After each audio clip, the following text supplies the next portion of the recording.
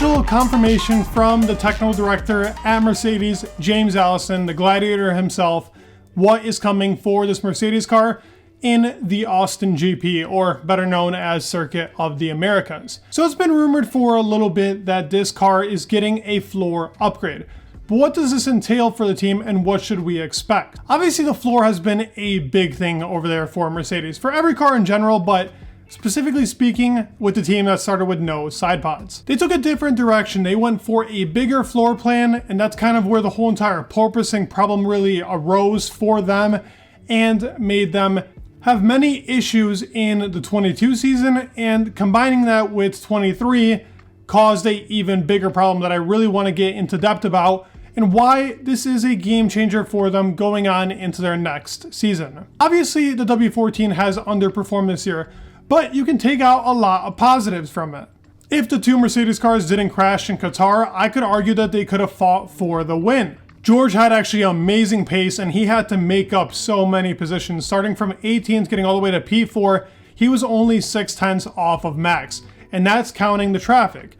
If there was no traffic in clean air by itself, George would have been up there with McLaren and Red Bull.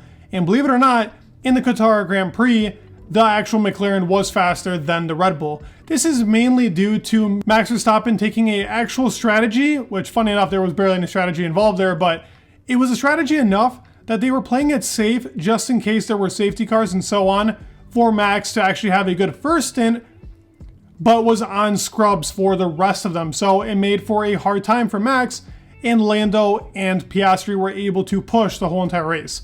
Now, Hamilton obviously got out because of the whole entire little incident that happened, but they were ready to be there on pace. If Hamilton took first position and held up Max for a little bit, maybe let his tires burn out a little bit more, there was a possibility for Hamilton to win that race, or vice versa with George if George was up there. If both cars were actually able to take that, they would have won. But are they looking to win one race, or are they looking to win the championship? Obviously, the championship. And as he talks about, let's get into what really is being talked about. He said, you can't promise anything because everyone's working hard. All the teams are pretty decent, but I think we're on a very good path. I think that much of us now is reasonably well understood, and we're working to fix that. It's extremely exciting, and Hamilton is right about it being a very important period because all of us got half an eye on the fact that 2026 is coming down to tracks at us. 2026 is a big rule change again. Tear everything up, start all over again, and will be done in 2025 under a cost cap. Now, this quote is obviously talking about the 24 car being important, so in 25, both those years they can fight for a championship. They say this next car coming is a championship contender. That is what they are working towards. Obviously, Lewis wouldn't have stayed if he didn't believe that. He's only here until 25, even though we know Lewis is probably going to stay a little bit longer, depending on whether he gets that 8th or not. We haven't really had much from Allison, or James Allison himself. We really had that front wing that was probably made by him, brought a lot of improvements for the car. That's where they got their pole position in Hungary right after that upgrade. But we haven't had a full complete car from him yet. This is obviously still the car that was made by Mike, a very different car with no side pod design, very different chassis on the inside. They had to improvise the engine to make it even smaller and less reliable in that case, making the car not be in a higher engine mode because of the whole entire insulation of the back of the car. Now, I'm not saying this is going to change them and put them in Red Bull's pace, but there are contributing factors to why the car nowadays isn't getting the gain that we all expect Mercedes to be gaining.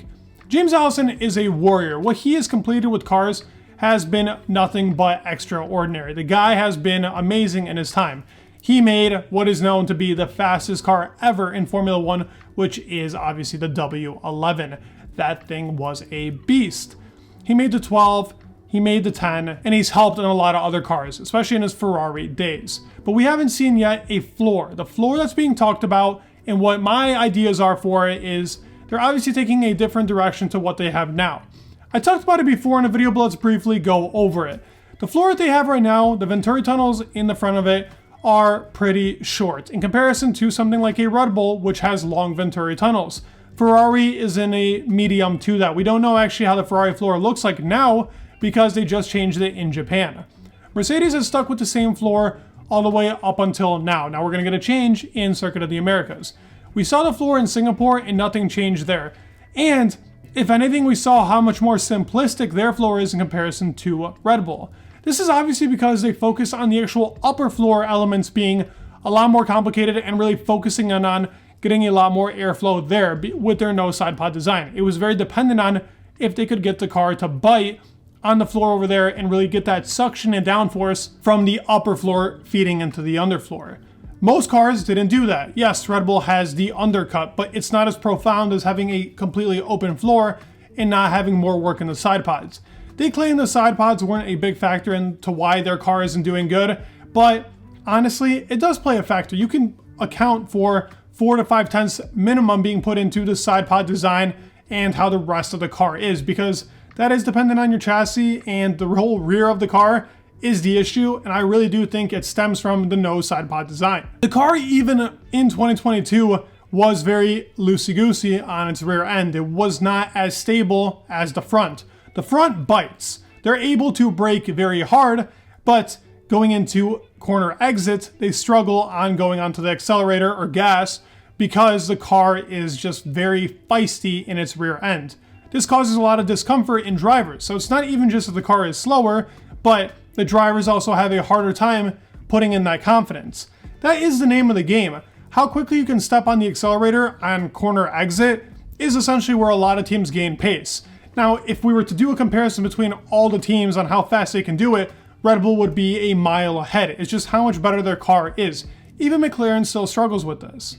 And the biggest reason as to why this is all happening for Mercedes and why they need a floor change is not because they need more downforce there. They do need that, but they need to change their floor height. When they went from 22 to 23, 22, they were the lowest car, but that's where Lewis almost broke his back in Baku, and now they had to compromise a ride height to try and optimize that floor setup that they had, which guess what? They achieved. They're like, our goals are set. They come into Bahrain 8 tenths off of Red Bull. Now, why is that the case? They lifted the floor too much. They had to compensate for so much less downforce, but to actually gain that effect, that Red Bull was like, okay, we're just gonna have the floor at the level that we have it at, which is extremely low, and as low as the regulations allow it to be, and they don't porpoise. Mercedes had a whole porpoising problem. That is why everything kind of shifted in this real distraction that they've had in 2023. They practically wasted 2 seasons trying to go for this design, and it has kind of backfired. McLaren actually did this in 2022. In Singapore, they had a floor design, and they were like, let's test it. Will this be right? Will it not? Well, clearly it was wrong.